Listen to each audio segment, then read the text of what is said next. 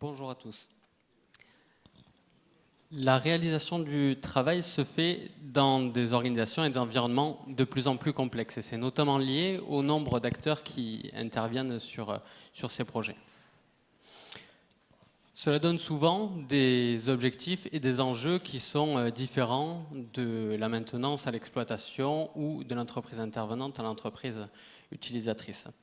Malgré des efforts en termes d'anticipation et en termes de préparation, il y a encore des aléas et des imprévus à gérer, donc des décisions à prendre. Et ces décisions sont particulièrement rendues compliquées quand l'information circule mal.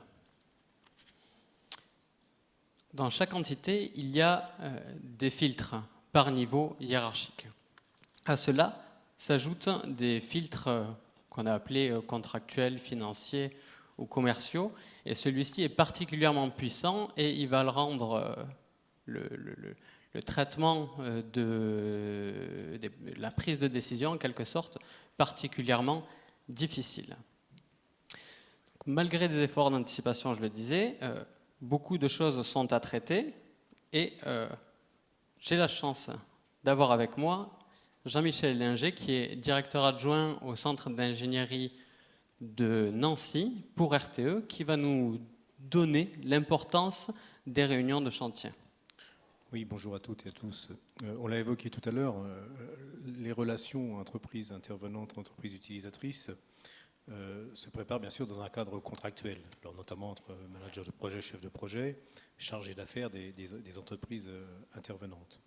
C'est au cours de ces réunions préparatoires, avant le début des travaux, que sont évoqués donc, les programmes, les plannings des opérations, sont identifiés les risques majeurs.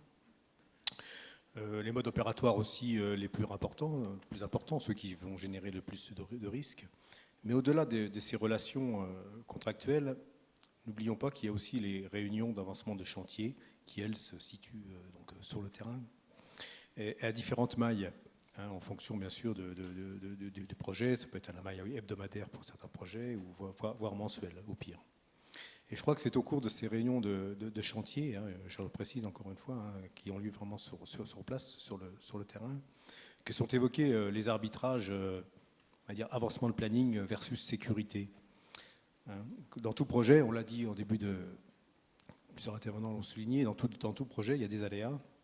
Et ces aléas, je pense que l'entreprise utilisatrice a des marges de manœuvre qu'elle peut utiliser pour les gérer en fonction, bien sûr, des risques. Alors, pour vous illustrer un petit peu l'utilisation de ces marges de manœuvre, donc à RTE, nous gérons le réseau de transport d'électricité, nous avons un devoir bien sûr de sécurité d'alimentation électrique et nous laissons la liberté à nos managers de projet, nous leur offrons la latitude d'élargir par exemple la plage de consignation. Alors la consignation, c'est la durée à laquelle l'instant pendant lequel le réseau est hors tension. Nous laissons l'opportunité aux managers de projet d'élargir ces plages donc hors tension, de consignation, pour offrir plus de temps à moindre risque pour l'entreprise intervenante. Alors, on sait qu'il est particulièrement important de formaliser certains de vos arbitrages dans les réunions de chantier pour que ce soit diffusé aux opérateurs de terrain. Mais comment est-ce que vous essayez de vous enrichir du travail réel des entreprises intervenantes pour vous enrichir vos arbitrages? Oui. Alors, la contractualisation, le formalisme, c'est nécessaire, mais il est important, je pense, de s'attacher au vécu des salariés des entreprises intervenantes, de les rencontrer, d'échanger avec eux sur leurs conditions de sécurité, sur leurs conditions d'intervention, sur leurs conditions de travail. Donc, pour illustrer également sur des chantiers qui comportent des tâches critiques, il nous arrive régulièrement, et moi je demande tout du moins à nos managers de projet, autant que faire se peut, de participer le matin à l'embauche des salariés, et notamment en contribuant au fameux quart d'heure sécurité qui a été aussi évoqué. C'est c'est à l'occasion de ce quart d'heure sécurité que sont évoquées la préparation de l'intervention de la journée. Voilà. Il faut montrer que la sécurité, ce n'est pas uniquement l'affaire de l'entreprise intervenante, mais maître d'ouvrage étant là, c'est montrer que la sécurité aussi, c'est la préoccupation de l'entreprise utilisatrice. Alors, un autre point peut-être, hein, sur les chantiers, et ça on l'a constaté au travers de quand même un certain retour d'expérience, et plus particulièrement sur des grands projets, les intervenants, donc les opérateurs, ont besoin d'échanger verbalement et de faire part de leurs ressentis, ou tout simplement de parler de leur métier. Donc c'est encore une occasion de plus d'échanger avec eux dans le domaine de la sécurité. En tant qu'entreprise utilisatrice, nous organisons donc des rencontres avec ces salariés, de la même façon que les cadres de sécurité, c'est le matin généralement à l'embauche pour les avoir donc avant pas pour trop perturber la journée. On échange donc sur les bonnes pratiques qui mettent en œuvre, les réussites, les risques identifiés dans l'intervention dans la journée, par exemple, et on les encourage à faire remonter les initiatives. Un autre thème aussi issu du retour d'expérience de certains projets, nous avons constaté qu'il est difficile de demander à des opérateurs de terrain de formaliser des remontées au travers de systèmes informatiques. On a essayé de le mettre en œuvre, ça n'a pas fonctionné. Ou alors ou par des écrits, tout simplement, comme des boîtes à idées. Ça se soldé généralement par des échecs. Donc en synthèse, il est nécessaire de créer un climat de confiance au-delà de la relation contractuelle, bien entendu, pour capter des informations. Et cela passe par une rencontre terrain, voilà, avec les opérateurs au plus près de leur activité.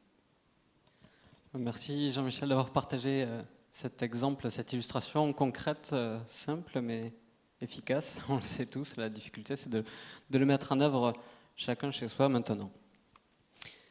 Didier Landerer, vous êtes directeur adjoint à la direction SSQVT d'RTE et vous voudriez nous parler de comment est-ce que vous créez les conditions de réussite que vous offrez aux entreprises intervenantes. Est-ce que vous pourriez nous parler, nous illustrer le cadre d'intervention ?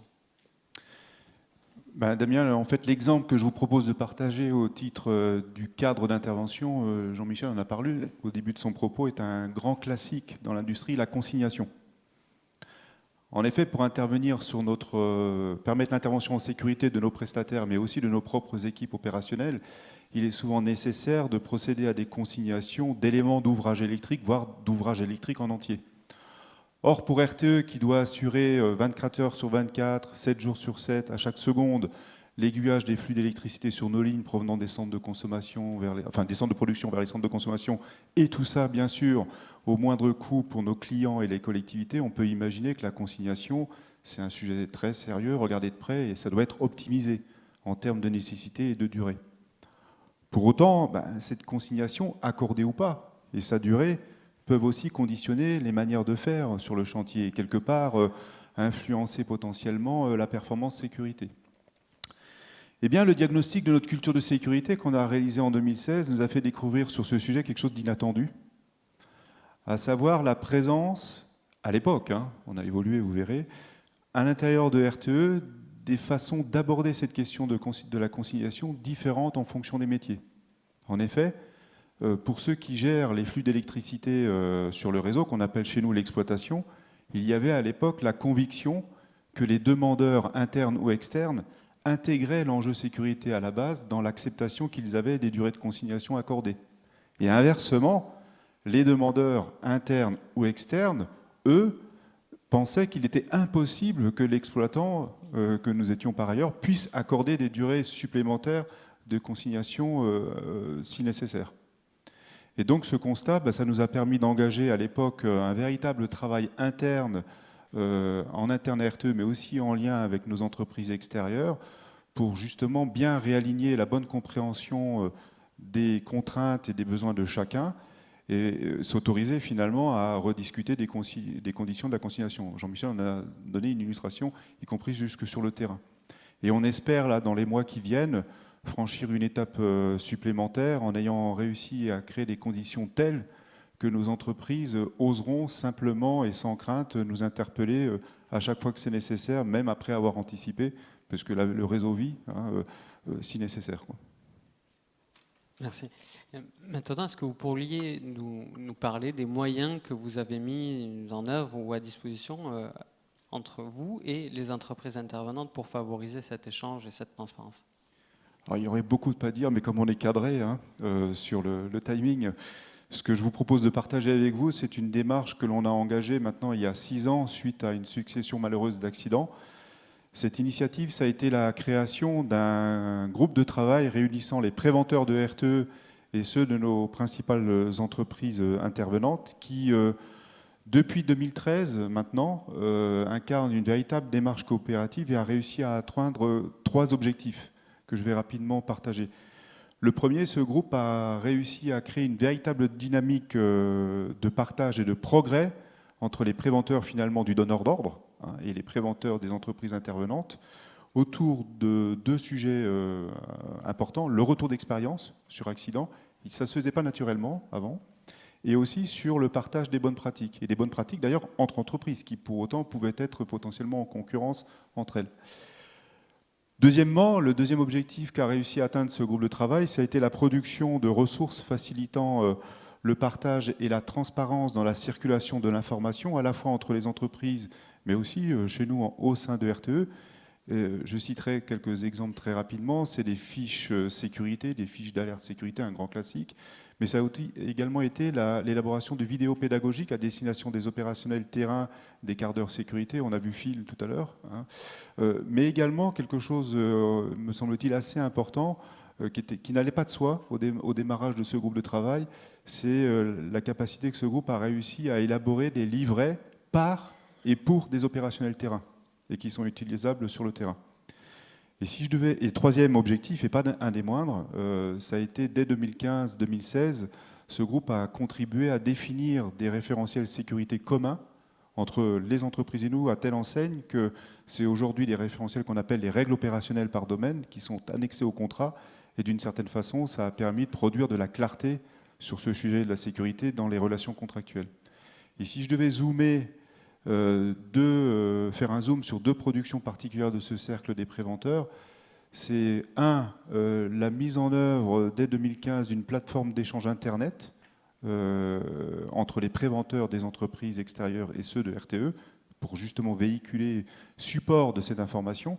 Le petit échec qu'il faut retravailler, Jean-Michel l'a cité, on avait pour ambition que ça puisse servir aussi jusqu'à l'opérationnel terrain pour remonter les situations dangereuses. Ça n'a pas été le cas aujourd'hui, donc on est en train d'y réfléchir. Et enfin, le deuxième point que je souhaite zoomer, c'est le pass haute tension, qui est un passeport accueil-prévention, exigé désormais pour chaque intervenant, chaque encadrant qui rentre dans nos installations. Il s'agit quoi? Il s'agit d'une information préalable sur les risques et les mesures de prévention liées aux ouvrages de RTE, qui ne se substituent pas aux formations professionnelles, bien sûr, délivrées par chaque employeur. L'OPBTP je profite de la présence de Paul Defil pour remercier l'OPBTP qui nous a accompagnés dans le développement et la méthode pédagogique et le déploiement de ce dispositif. Et ce dispositif est en service chez nous depuis 2017. Il a été étendu sur l'ensemble de nos marchés de construction. On est en train de réfléchir aujourd'hui à l'étendre à nos marchés de maintenance, du réseau également. Et au moment où je parle, on a à peu près 7500 passes délivrées. Et je sais qu'il y a 2 autres donneurs d'ordre qu'on connaît bien, que sont EDF et Enedis, qui, pour la partie d'ouvrage que nous partageons en termes d'exploitants, marquent un véritable intérêt à rejoindre le dispositif. Ce qui, d'ailleurs, d'une certaine façon, pour nos entreprises intervenantes, est quelque chose d'assez important. D'avoir le même dispositif, j'imagine qu'on en parlait tout à l'heure, ça les intéresse particulièrement. Merci Didier. Je retiens 2 choses particulièrement intéressantes. C'est cet intérêt d'alignement entre l'EI et l'EU, comme on a parfois un intérêt d'alignement managérial et ce besoin de clarté, d'opérationnalisation de certains documents qui nous sont chers. Je vais maintenant avancer sur 2 sujets qui étaient particulièrement mis en avant dans les groupes d'échange. Le premier, c'est un besoin de clarification des rôles en matière de circulation de l'information. Il faut se poser la question, qui doit quelle information à qui? À quelle fréquence je la dois? Dans quelle granulométrie je la dois? Concrètement, Michel en parlait tout à l'heure, qui est-ce qui va surveiller les barrières, le système en profondeur, qui est-ce qui va capter tous ces perturbateurs et à qui est-ce que je les fais remonter.